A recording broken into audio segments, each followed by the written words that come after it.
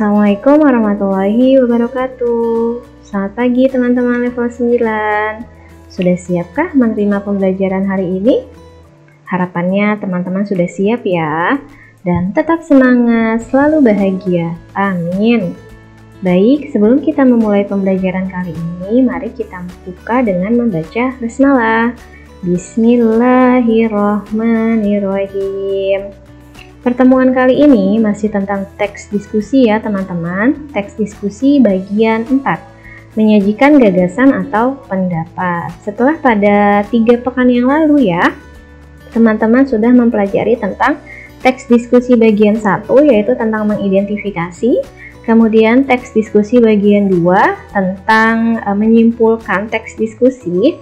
Dan yang kemarin terakhir teks diskusi bagian 3, yaitu materinya adalah struktur dan unsur kebahasaan dari teks diskusi. Untuk pertemuan kali ini, teks diskusi bagian 4, teman-teman akan menyajikan gagasan atau pendapat. Materi ini ada di buku paket halaman 194. Kompetensi dasar yang akan teman-teman capai adalah harapannya teman-teman dapat menyajikan gagasan atau pendapat, argumen yang mendukung dan yang kontra, serta solusi atas permasalahan aktual dalam teks diskusi dengan memperhatikan struktur dan aspek kebahasaan dan aspek lisan. Karena ini adalah puncak temanya, bagian terakhirnya, jadi di sini teman-teman akan menyajikan atau mengutarakan gagasan atau pendapat terhadap suatu permasalahan atau persoalan. Baik, sebelumnya di sini tanpa kita sadari ya teman-teman, kita pasti pernah melakukan diskusi. Misalnya ketika berbicara dengan keluarga, misalnya teman-teman berdiskusi dengan anggota keluarga untuk kegiatan apa, misalnya kegiatan makan malam ya. Maunya di mana misalnya, itu pasti ada kegiatan diskusi. Anak pertama maunya makannya di kafe A misalnya, kemudian adiknya yang kecil maunya makannya di kafe B. Nah, di situ nanti orang tua atau teman-teman sendiri akan menyimpulkan solusi yang terbaik ya. Seperti itu. Atau teman-teman kegiatannya saat sedang menonton atau membaca berita. Misalnya beritanya tentang apa nih? Tentang penilangan ya, ketika seseorang tidak menggunakan masker di jalan raya. Kemudian ada petugas yang memberikan hukuman atau sanksi kepada yang tidak menggunakan masker. Yang teman-teman ketahui sanksi atau hukumannya apa? Ada yang tahu? Pernah lihat di berita? Ya, sanksi atau hukumannya itu berupa misalnya ya, ada yang menyapu jalanan, kemudian apalagi? Ada yang menyanyikan lagu Indonesia Raya, ada yang diminta untuk membacakan Pancasila dan lain sebagainya. Nah, menurut teman-teman, coba teman-teman ketika melihat tayangan itu, misalnya melihat berita tersebut sedang bersama teman atau bersama keluarga. Nah, di situ pun secara tidak langsung teman-teman sudah melakukan diskusi, hanya bedanya bentuknya saja ya. Berarti pada saat itu teman-teman sebenarnya telah menyajikan teks diskusi secara lisan, secara langsung ya teman-teman. Nah, pada pekan yang lalu teman-teman telah membaca teks diskusi pro dan kontra tentang mengkonsumsi kopi ya. Atau ada lagi teks diskusi yang lain tentang penggunaan handphone ya, atau jejaring sosial. Bagaimana pendapat teman-teman tentang masalah tersebut? Apakah teman-teman mempunyai pendapat yang sama atau teman-teman mempunyai pendapat yang berbeda? Nah, kali ini teman-teman akan berlatih menyajikan gagasan dan argumen serta solusi tentang suatu permasalahan. Bisa saja teman-teman memiliki pendapat yang berbeda tentang penggunaan handphone, atau yang kemarin itu tentang jejaring sosial ya, atau mengkonsumsi kopi. Menurut teman-teman bagaimana? Itu tidak bisa disamaratakan, pasti beda ya. Boleh juga mendukung, boleh juga menentang, atau boleh punya pilihan yang lainnya.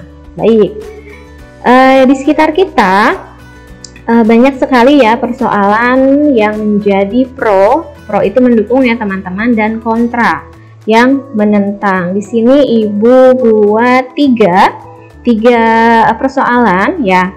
Yang pertama adalah wacana masuk sekolah di tahun 2021. Apa teman-teman pernah membaca wacana tersebut atau pernah mendengarnya? Ya, menurut teman-teman, akan menjadi yang pro atau yang kontra nih?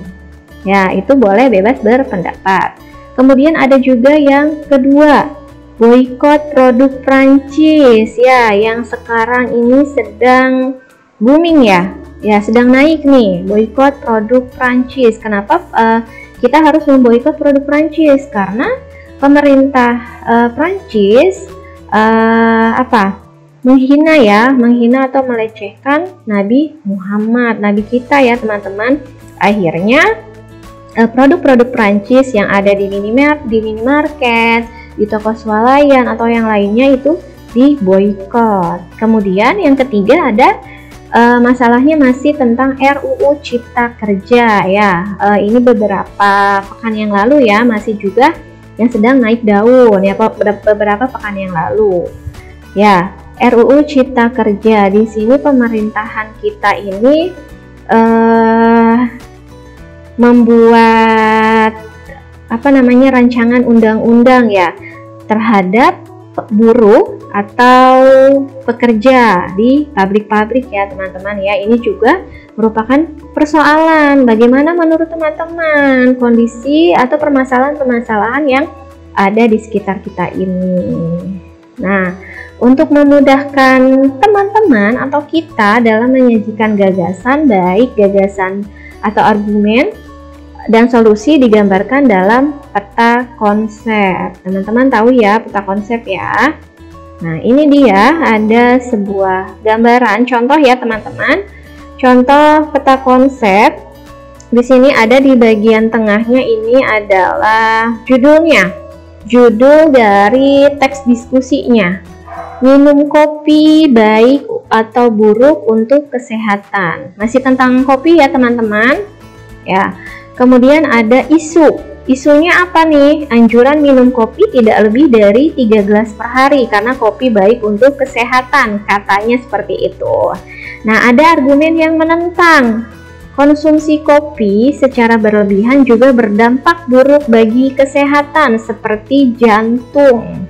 Nah, di samping itu ada juga argumen yang mendukung, mengatakan apa? Beberapa kandungan dapat memberikan efek baik pada sejumlah problem kesehatan tertentu. Nah, setelah ada isu atau masalah, kemudian ada argumen yang mendukung, ada argumen yang menentang, kemudian dibuatlah simpulan atau solusi ya, atau saran bagaimana harusnya. Oh, ternyata harusnya seperti ini. Kopi baik untuk kesehatan jika tidak dikonsumsi secara berlebihan ya. Ternyata segala sesuatu yang berlebihan itu memang tidak baik. Nah, ya cukup sekian materi untuk kali ini ya teman-teman. Nah, dari peta konsep yang tadi harapannya teman-teman sudah punya gambaran. Nanti teman-teman akan membuat argumen apa atau akan mengangkat isu atau masalah apa ya.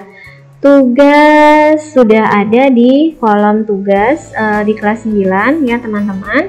Harapannya teman-teman dapat mengerjakan sesuai dengan kolom kelasnya ya, kelas 9A, 9B, dan 9C.